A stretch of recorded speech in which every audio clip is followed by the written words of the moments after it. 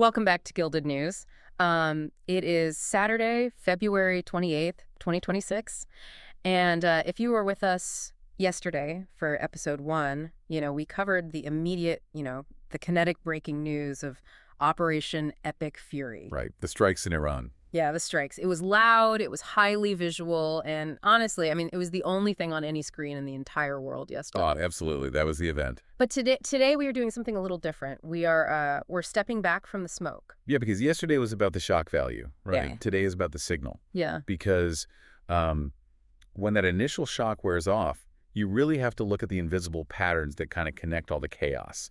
And that is where the real story actually is. And that's exactly the mission of this deep dive today. We aren't just looking at the war in complete isolation. We're looking at 3 massive stories that, on the surface, they seem completely separate.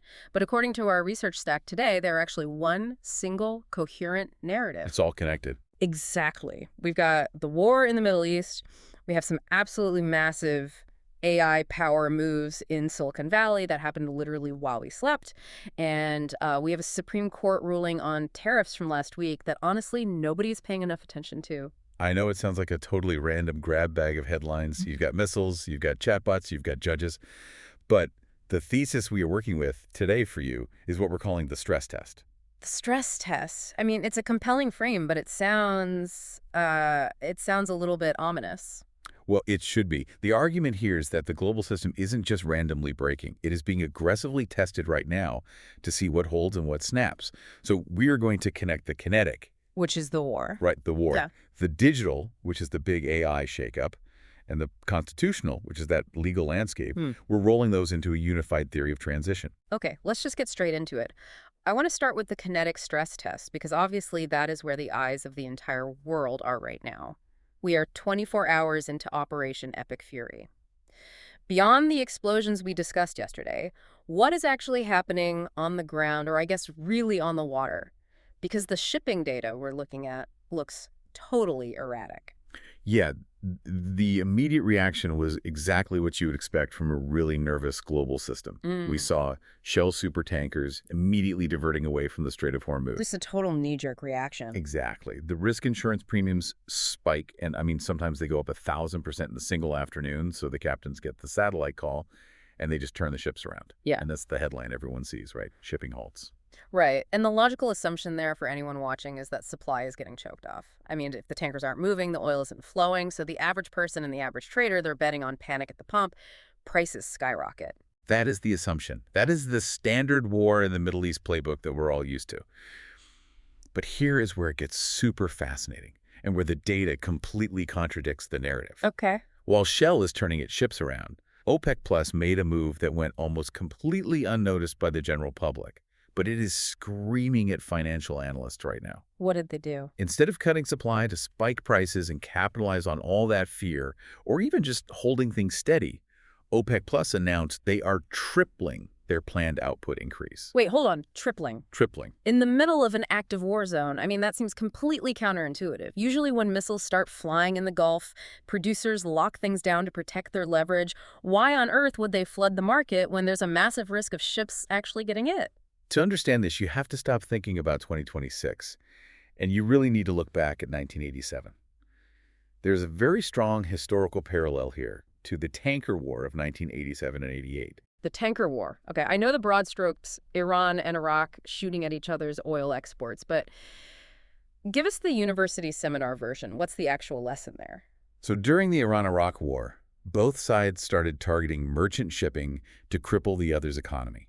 It was total chaos. But the market dynamic wasn't just this simple idea of war means high prices. It was entirely about market share. Okay.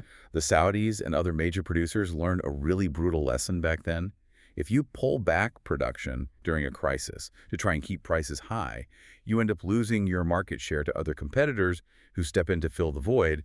And once you lose that share, it is incredibly hard to get it back. Oh, I see. So this is actually a defensive move. They are flooding the market to keep their customers, even if it means they have to sell the oil cheaper. Exactly. Right. OPEC Plus right now is not worried about a shortage. They are playing a much longer game. They are stress testing the market's ability to absorb volume. They're effectively saying to their buyers, we will drown you in oil before we let you switch to another supplier. Wow. Okay, but this leads directly to what our source material calls the bee sting.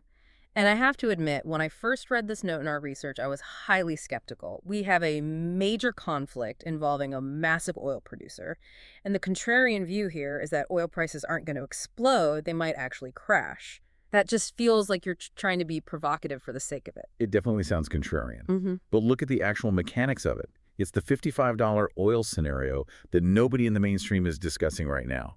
Just think about the end game of Operation Epic Fury. What if the goal, or the actual result, is regime change in Iran? Okay, if the regime falls, walk me through the economics of that. If the regime falls quickly, and a new Western-friendly government comes in that desperately wants to re-enter the global fold, what is the very first thing that happens? Well, the sanctions get lifted. Precisely. And do you know how much Iranian oil has been bottled up or just sold at a massive discount on the black market to China? We are talking millions of barrels a day. Oh, wow. So suddenly that dam just totally breaks. Yes. You have Iranian oil officially flooding the global market, legitimate and completely insurable. And at the exact same time, OPEC Plus has already tripled their output to protect their own share. So you end up with a glut on top of a glut. Exactly. You get a supply shock, but it's in the complete opposite direction of what everyone expects. It's deflationary. That is the bee sting. It's this really sharp, unexpected economic reaction where the price of a barrel drops to $55 or even lower. That is wild. While everyone is out there betting on $150 oil because of the war, the structural reality, the actual result of the stress test, might be a massive crash in energy prices. That completely flips the script on how we usually interpret conflict in that specific region. I mean, everyone is braced for inflation, waiting for the gas pump to hit $6 a gallon, but the actual real threat to the system might be a deflationary crash that bankrupts the producers. And that is exactly why OPEC Plus is acting the way they are today. They see that exact possibility. They are fighting for survival right now because they know the landscape might look completely different in 6 months. Okay, so the kinetic system, the physical flow of energy worldwide, is blinking red. It's unstable, but just not in the way we thought. Now, I want to pivot because you mentioned this links directly to domestic U.S. politics. And honestly, this is the part of the outline where I'm going to need you to convince me. The constitutional stress test. Right, because looking at the calendar on February 20th, the Supreme Court, SCOTUS, makes a huge ruling regarding tariffs. Then 8 days later, February 28th, today, the war suddenly escalates.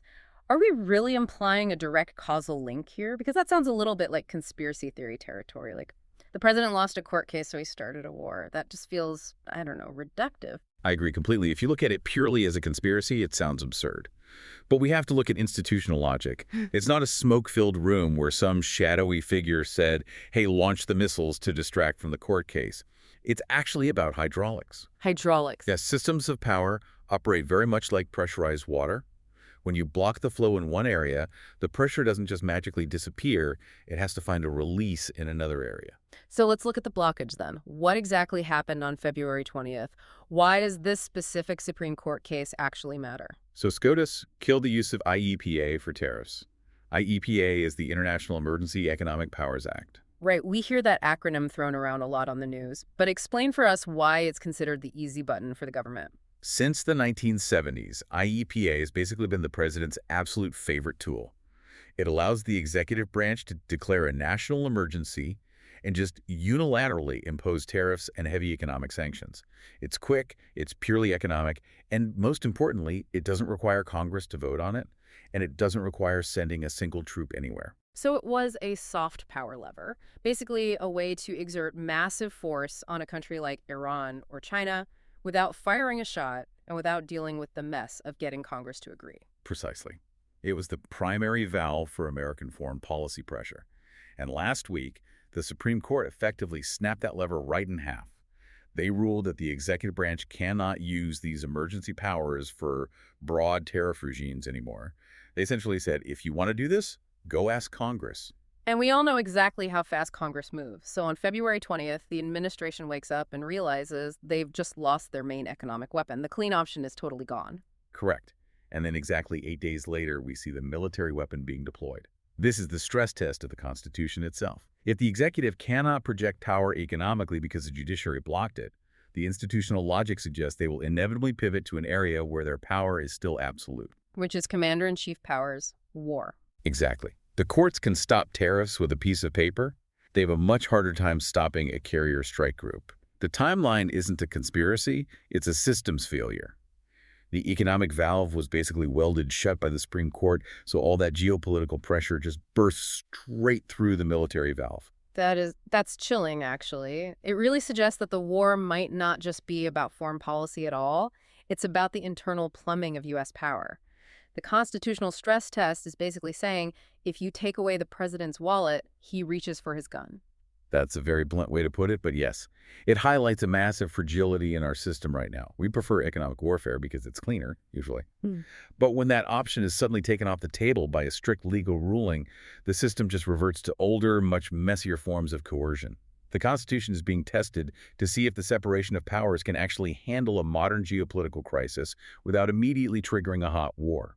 Okay, so we have the kinetic system in flux, the constitutional system forcing this massive pivot to military action, and then we have the digital front. And honestly, this segment surprised me the most out of everything today. Because usually when we talk about war, Silicon Valley is just a sideshow. But in the last 24 hours, the drama out there has been just as intense as what's happening in the Gulf. Oh, absolutely. This is the digital loyalty test. And it centers on two major players, Anthropic and OpenAI. The two absolute heavyweights of the industry. So break down what happened here, because it really feels like a tale of two cities in the data. It is a perfect study in contrast. On one side, you have Anthropic. In the last 24 hours, they were effectively blacklisted by the defense sector. They were officially labeled a supply chain risk regarding government contracts. A supply chain risk. I mean, I usually associate that phrase with Chinese microchips that have backdoors or software that has a massive leak. Anthropic is a highly respected American AI lab. What did they actually do to get labeled a risk? They demanded two specific safety restrictions in their government contracts. They essentially told the Pentagon, we will work with you, but we need absolute guarantees that our AI won't be used for autonomous targeting or specific offensive cyber ops. They tried to maintain their safety principles, their constitution, if you will, in the face of a massive defense contract. Okay, so they stuck to their guns on safety, and the government just said, that's a risk. To the Pentagon, hesitation is the risk. Think about it from their perspective. If you have a kill chain algorithm, and the AI pauses for a millisecond to ask if this action violates a moral precept or if the terms of service allow it, that is a critical point of failure in combat. Anthropic is saying we have principles. The Pentagon is saying your principles are a bug in our software. That is such a brutal assessment. But here is the real kicker for anyone listening. Hours later, mere hours, OpenAI signs a massive deal with the Pentagon. And the reporting clearly shows that the OpenAI deal contained the identical safety restrictions that just got Anthropic completely blacklisted. It is the paradox right there. Yes. Same terms, totally different outcome. So what does that actually mean if it's not about the rules? I mean, if the paper says the exact same thing, what is this really about? It implies that the issue wasn't the safety rules themselves at all. It was a test of loyalty, a digital loyalty test. It's about who is perceived as aligned with the power structure and who's perceived as an outsider. OpenAI is seen as one of us by the defense establishment. They are compliant. The handshake just feels different to the generals. It's the difference between a business partner who says, hey, I'm worried about this clause, and a partner who just says, where do I sign? Even if the clause itself is identical. Exactly. Right. And the market clearly knows who the winner of this test is. We have to talk about the money involved here because the financial scale is just difficult to comprehend. The numbers are staggering. Amazon has just invested another $50 billion into OpenAI. Which pushes OpenAI's overall valuation to $840 billion. Let's just pause on that number for a second. $840 billion. That is rapidly approaching the GDP of a mid-sized European country. That is almost $1 trillion for a company that literally didn't exist a decade ago. It's bigger than Tesla was for a very long time. It absolutely dwarfs the entire global media industry. What does that kind of money actually buy? Because at that price point, we aren't just talking about building a better chatbot or generating funny images of cats. No, definitely not. If you think this is still about ChatGPT, you are missing the forest for the trees entirely. This connects directly back to our main theme of systems. This isn't about chat. It is about the new commerce layer. Explain that concept, the commerce layer. Think about the physical world for a second. If you want to ship physical goods anywhere, you need railroads. If you own the tracks, you get to tax the entire economy that moves over them. In the digital world we are entering right now, you will have autonomous AI agents doing everything for you, booking travel, buying supplies, negotiating complex legal contracts, analyzing massive data sets. Right, the digital agents doing all the actual heavy lifting in the background of our lives. Exactly. But those agents have to live somewhere. They have to run on compute infrastructure. They have to move along a network to interact with each other. The bet that Amazon and the Pentagon are making right now is that OpenAI is the railroad. Whoever owns the infrastructure that these billions of agents run on, they literally own the future economy. So Amazon dropping $50 billion isn't an investment in a software product. It's building a toll booth. They're buying the exclusive rights to tax the next century of digital traffic. Exactly. And by strategically aligning with the Pentagon, OpenAI is ensuring those digital railroad tracks are fully protected by the state. It becomes designated critical infrastructure. Anthropic, on the other hand, by hesitating or being perceived as difficult to work with, is risking being completely left off the map. They might be building a better, safer train, but they don't own the tracks. It's just a lot to take in. I mean, we usually treat these daily news cycles as completely separate lanes. You check the business news for AI valuations, you look at the political news for SCOTUS rulings, and you check the world news for war updates. But when you lay it all out together like this... They're all flashing red at the exact same time. That is Oh. the synthesis of today's deep dive. Let's quickly review the board for everyone. We have the kinetic stress test. Oil markets are behaving strangely, hinting at a potential total collapse in prices, the bee sting, because the old regime in Iran might fall, which would flood the world with supply. Right. The old order of global energy is being tested. Then we have the constitutional stress test. The Supreme Court totally blocks an economic valve with IEEPA, so the immense pressure of the state bursts out through the military valve, leading us straight into conflict. The institutional logic of power seeking a path of least resistance. And finally, we have the digital loyalty test. The future infrastructure of the entire global economy is being decided right now based on who aligns with the state's power structure. If you bow to the Pentagon, you get the trillion-dollar railroad. If you stick to your principles, you get labeled a supply chain risk. It is a total system audit. The core systems we rely on every single day, energy, law, technology, they are all undergoing a massive stress test simultaneously. And the truly scary part isn't necessarily that things are changing. Change happens all the time. It's the question of whether the new structures are actually ready to hold the weight of the world. That is the big question. We're watching the old world creak and groan right now. The tanker routes, the tariff laws, the old way of doing tech contracts, they're all audibly buckling under the pressure. And usually, if you look at history, when multiple core systems buckle at the exact same time, that is when you get a major phase shift. A transition. We aren't just watching a regular news cycle today. We are watching the turn of an era. It really reminds me about one specific quote from the source material we read. I think it sums up this entire deep dive perfectly. Which one? The stress test isn't whether the old system breaks, it's whether the new system is ready. It's not. That is absolutely the provocative thought to leave with today. We can all see the old system breaking in real time. We can see the cracks in the tariffs, the massive confusion in the oil market. But are we actually ready for what comes next? Is the AI infrastructure robust enough to run the entire economy safely? Is the military solution actually going to solve the underlying economic problem? Or is it just going to make everything significantly worse? And if the answer to that readiness question is it's not, then we are in for a very, very bumpy ride over the next few months. A very bumpy ride indeed. Well, on that cheerful note, that is the reality of the landscape today, February 28th, 2026. We are watching the global stress test unfold in real time. And we will be right here to watch the results as they come in. Absolutely. Now, if you want to dig deeper into any of this for yourself, the specific text of that SCOTUS ruling, the granular details on that OpenAI evaluation, or the history of the tanker war, which I highly, highly recommend reading up on, check the show notes. We have got the quick hits ticker right there with all the relevant links. And please don't forget the custom Notebook LM prompt at the very bottom of the notes. If you want to run your own analysis on these exact same sources, just copy and paste that prompt. It is endlessly fascinating to see what else the data throws up when you query it yourself. For Gilded News, I'm your host. And I'm the expert. Stay safe, stay curious, and keep watching the patterns. We will see you tomorrow.